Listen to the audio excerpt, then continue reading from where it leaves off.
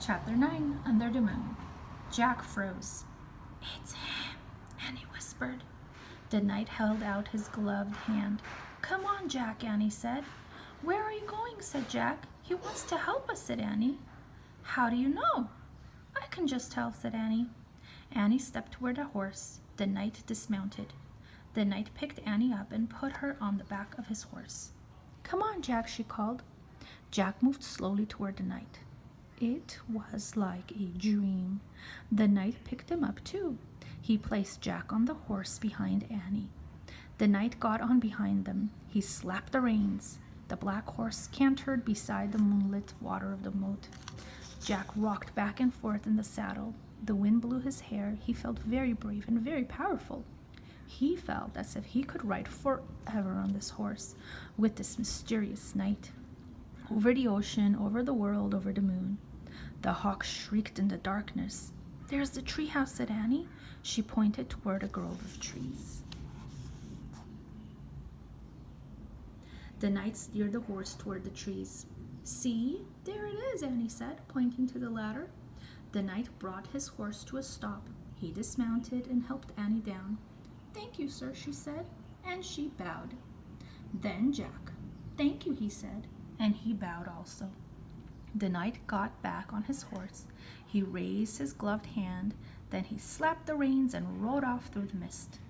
Annie started up the tall ladder and Jack followed. They climbed into the dark treehouse and looked out the window. The knight was riding toward the outer wall. They saw him go through the outer gate.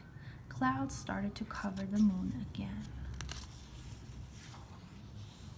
For a brief moment, Jack thought he saw the knight's armor gleaming on the top of a hill beyond the castle. The clouds covered the moon completely, and a black mist swallowed the land. "He's gone," whispered Annie. Jack shivered in his wet clothes as he kept staring at the blackness. "I'm cold," said Annie. "Where's the Pennsylvania book?" Jack heard Annie fumble in the darkness. He kept looking out the window. "I think this is it," said Annie. "I feel a silk bookmark." Jack was only half listening. He was hoping to see the knight's armor gleam again in the distance. "Okay, I'm going to use this," said Annie, "because I think it's the right one. Here goes. Okay, I'm pointing. I'm going to wish. I wish we could go to Frog Creek." Jack heard the wind begin to blow. Softly at first. "I hope I pointed to the right picture in the book," said Annie. "What?" Jack looked back at her. "Right picture? Right book?" Oh boy.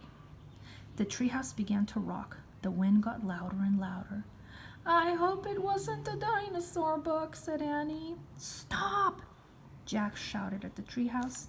Too late. The treehouse started to spin. It was spinning and spinning. The wind was screaming. Then suddenly there was silence. Absolute silence.